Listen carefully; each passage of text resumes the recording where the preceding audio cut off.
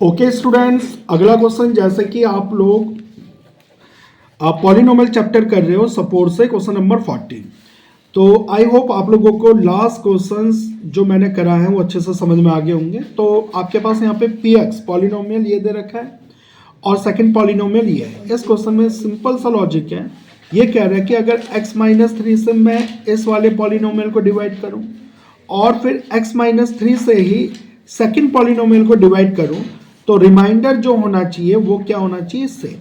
ठीक है, मैं अगर इसको इससे डिवाइड करूं, इसको इससे डिवाइड करूं तो रिमाइंडर सेम होना चाहिए। देखो, इस क्वेश्चन को करने के दो तरीके, एक तो लॉन्ग डिवीजन मेथड से आप कर सकते हो कि लंबे तरीके से आप डिवाइड करो, है ना, x-3 से इन सबको डिवाइड करो, या फिर x-3 से इन सबको डिवाइड करो, फिर लास्ट में रिमाइंडर देखो क्या बच रहा है। पर इसके अलावा आप लोगों को पता ही होगा कि रिमाइंडर निकालने का एक और मेथड होता है, और वो सेकंड मेथड क्या होता है, x-3 को आप 0 के इक्वल रख लो। x-3 को हम अगर 0 के इक्वल रखें तो x विल बी 3। ये हम सॉल्यूशन पे आ गए हैं। सॉल्यूशन में क्या है, when we dividing by x-3 for px, अगर इस पॉलिनोमियल को मैं x-3 से डिवाइड करूं तो हमारे पास रिमाइंडर क्या मिलता है। ठीक है, तो जहां जहां पर x है ना बेटा, उसकी जगह मैंने क्या रख दिया, 3 रख दिया। जहां जहां पर x है उसकी जगह मैंने 3 रख दिया।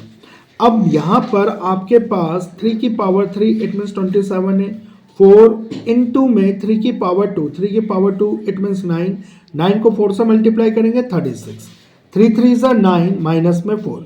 अब आप इनको थोड़ा सा बैलेंस करो तो आपके पास 27 है, प्लस में 41 आ गया। एक्चुअल में ये एक रिमाइंडर है जब हमने x-3 को इससे डिवाइड किया। तो आई होप यहाँ तक आप लोगों को समझ में आ गया होगा।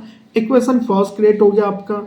तो क्या हुआ, x-3 से अगर मैंने इससे डिवाइड किया इस पूरे के पूरे पॉलिनोमियल को, तो आपके पास रिमाइंडर 27a प्लस में 41 गेट हुआ। तो अगला पार्ट जो है आपका, उसमें क्या होगा, x-3 को मुझे इससे डिवाइड करना है। ठीक है बेटा, अब अगर मैं x-3 से इन सबको डिवाइड करता हूं तो क्या सिचुएशन आती है, वही x-3 को मैं 0 के इक्वल रखूंगा, वहां से x की वैल्यू फाइंड आउट करूंगा, फिर x की वैल्यू को इन x की जगह मैं पुट करूंगा। तो देखते हैं बेटा क्या होता है। हाँ जी, तो यहाँ पे साफ साफ लिख दिया गया है, when we dividing by x-3 for x³ minus 4x plus a। तो x-3 को मैंने 0 के इक्वल रखा, रिमाइंडर मेथड लगा रहा मैं इसमें, 3 को उधर लेके चले गए, प्लस का हो गया, और जहां जहां पर x है उसकी जगह हमने 3 रख दिया। तो आप देख सकते हो यहाँ पे 3 की पावर 3 इट मीन्स 27, 4 3 ज़ा 12 प्लस में a। तो आप यहाँ पर अब इनको बैलेंस करेंगे, 27 में से 12 माइनस कर देंगे 15 प्लस में a। तो ये आ गया जी आपके पास इक्वेशन सेकंड। बिल्कुल ध्यान रखना है, x-3 से अगर मैंने इस पॉलिनोमियल को डिवाइड करा तो आपके पास रिमाइंडर आ गया जी 15 प्लस a। इस क्वेश्चन में साफ कह रहा है आपसे कि अगर मैं x-3 को दोनों पॉलिनोमियल से डिवाइड करूं तो दोनों के रिमाइंडर क्या होने चाहिए, सेम होने चाहिए।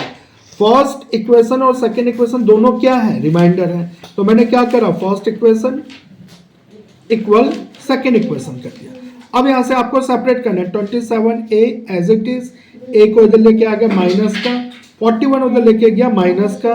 तो यहां पर आपके पास क्या हुआ, आप देख सकते हो 41 में से 15 को माइनस करेंगे तो आपके पास आ गया बेटा 26।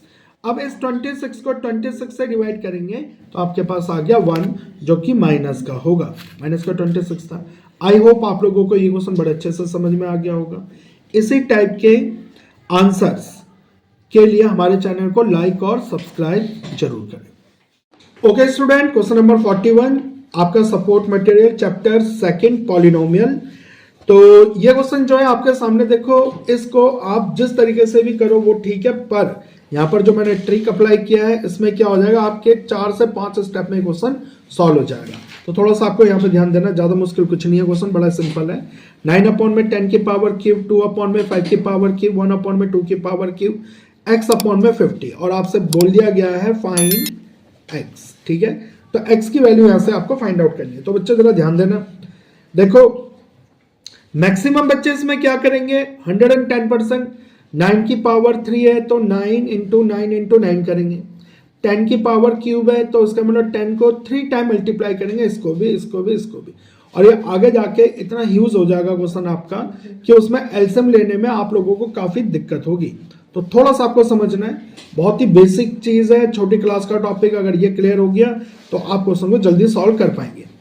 मेन क्या होता है, कभी भी किसी डिजिट को जब हम प्लस करते हैं ना, अगर उसका डिनोमिनेटर सेम हो जाए तो एलसीएम लेने में बड़ी आसानी हो जाती है। तो उस कॉन्सेप्ट को आपको ध्यान में रखना है। यहाँ पर 10 है, यहाँ पर 5 है, यहाँ पे 2 है। बेटा इनकी सबकी पावर 3 है। तो बेटा देखो यहाँ पर 10, 5 और 2 का अगर मैं एलसीएम लूँ, 10, 5 और 2 का अगर मैं एलसीएम लूँ, तो नो डाउट यहाँ पर आपके पास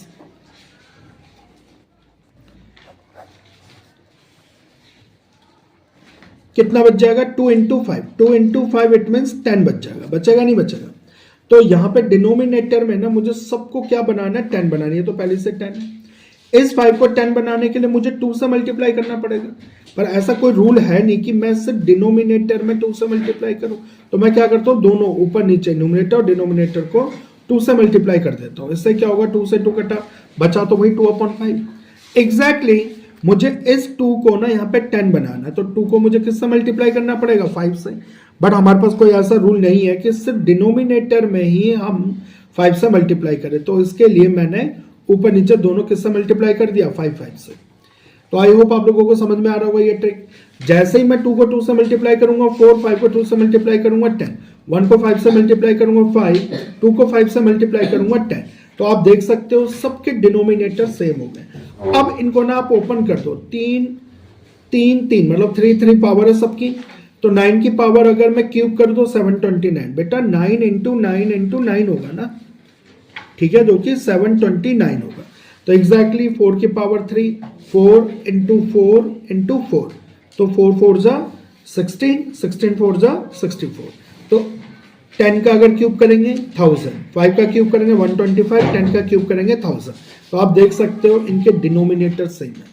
और जैसे ही डिनोमिनेटर सेम हो जाए तो आप एलसीएम में डिनोमिनेटर सेम लिखे, ऊपर की वैल्यू को सबको एज इट इज लिखो, फिर इनको बैलेंस करते हैं। 540 अपॉन में 1000, बेटा ये ना 50 इधर लेके आ गया मैं, 50, ठीक है, रेसिप्रोकल कर दिया। तो यहाँ से इसको बैलेंस करने के बाद x की वैल्यू आपके पास 27 आ गया, और ये इसका फाइनल आंसर है। तो आप लोगों को यहाँ पर ये चीज़ क्लियर होता है कि किसी भी क्वेश्चन को करने से पहले आपको 5-10 सेकेंड उस क्वेश्चन में थोड़ा सा ध्यान देना है कि कहीं पर कोई ट्रिक तो नहीं अप्लाई हो रहा, कहीं पर कोई मेथड तो अप्लाई नहीं हो रहा। अगर ट्रिक और मेथड से क्वेश्चन को हम सॉल्व करते हैं तो क्या होता है कि टाइम आपका कंज्यूम होता है। तो आई होप आप लोगों को 41 क्वेश्चन बड़े अच्छे से समझ में आ गया होगा। तो इसी टाइप के कंटेंट और क्वेश्चंस के आंसर के लिए हमारे चैनल को सब्सक्राइब और लाइक करें, और